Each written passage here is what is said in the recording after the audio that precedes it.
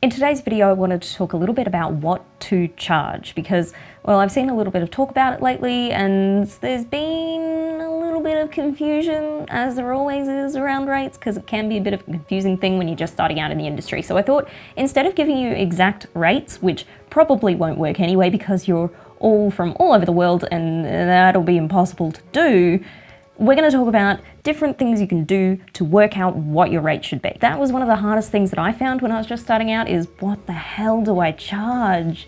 I feel like maybe I'm undercharging myself, maybe I'm overcharging because a client says that maybe my rate's too high. I don't know. It's a very difficult thing to get a grasp of, but there are a couple of different things you can do. Trust me, you'll work it out. One thing that I would recommend that anybody does, regardless of what industry you're in, is definitely having a look at the Fair Work agreements. Have a look at your rights. Make sure you are up to date on what is right, what is wrong, what minimum wage is.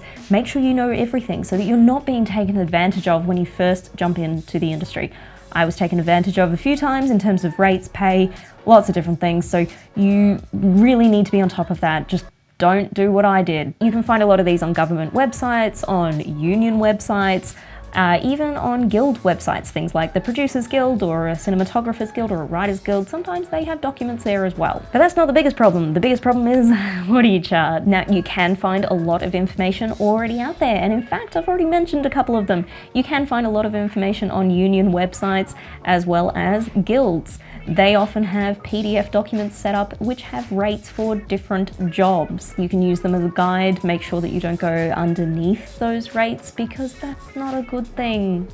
Not a good thing at all. Please don't undercut anyone. An even better way to work out what rate you should do, I feel like I'm growing a mullet, guys. An even better way to work out what rate to charge would be to actually speak to somebody in the industry who is doing that job that you're going to be doing. Not only that, but look at a range of people. Look at people who are incredibly experienced, have been doing it for years. Look at people who are a little bit less experienced, maybe have been doing it for, I don't know, 5 years, somebody who's doing it for 1 or 2 years, somebody who's just fresh into it, maybe somebody who's on the same level as you or maybe a little bit below you if they've got their stuff worked out and they know what they're charging. See where you fit in that scale and work out your rate accordingly. Just double check that you're not going below minimum wage. And I get that a lot of those numbers can be confusing. Sometimes you'll find people with less experience that are charging more than the people with more experience, but you just kind of have to work out what skills does that person have over that person and just slot yourself in somewhere. As long as you're in the ballpark, it's fine. You can change it. Don't change your rates all the time. Change it maybe yearly, but you can change your rates. You're not locked into your rate. And if your skill set goes up, you can change it again. You're not stuck with this rate forever. Give yourself a pay rise. This is actually how I did it. I went and found people who are doing the same jobs as me and asked them what their rate was. With gear, without gear, I asked them a bunch of questions like, how do I charge for overtime? How do I charge if I work over a lunch break? What's a half day? What's a full day? Do I have an 8-hour rate and a 10-hour rate? Pick their brains about how they charge for things, and maybe even ask them to make a mock invoice for you so you can see how it's all laid out and how it all works together. It did take me forever to settle on a rate, and it probably will for you too, but trust me, this is the way to go. Each job throws new challenges at you, and it's important to adapt to those challenges. If you get approached by a charity, for instance, they might want a discount.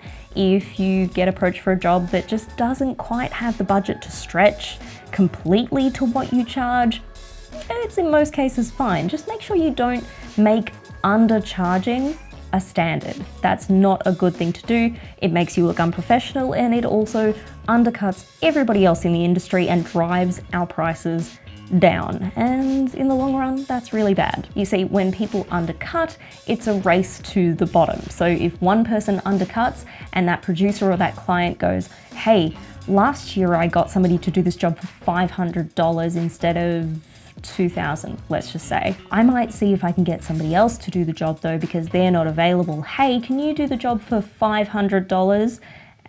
Introductory discounts, fine. Charities, fine. Doing something because you want to get it on your reel, that's fine, as long as the production knows that you're not completely qualified for what they're asking. It's all good, it's all above board, that's okay. Each job is just very, very different, and that's the way it always has been. Another thing that you need to think about is actually a personal budget. I found this incredibly helpful to do. Just get up a spreadsheet. I don't have a template for you because it is a very personal thing, but just outline all of your costs within a month.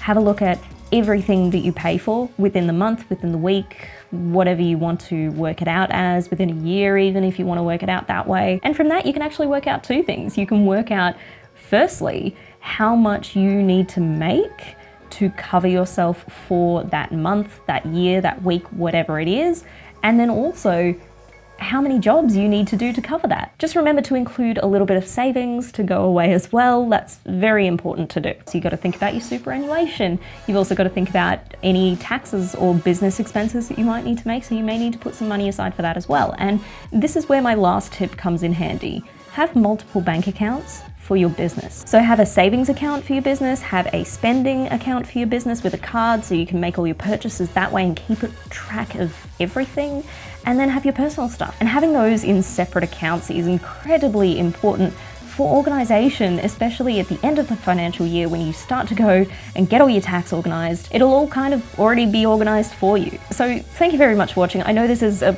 kind of a dry video, but it's a really important one. I think it's terribly important to know when you're fresh to the industry. So thank you for sticking in there. Thank you for watching. I hope you enjoyed it. And if you did enjoy it, please remember to give it a big fat thumbs up. And if you'd like to see more of my face and learn a little bit more about filmmaking in the process, hopefully not accounting in the process, remember to subscribe, and I'll see you later.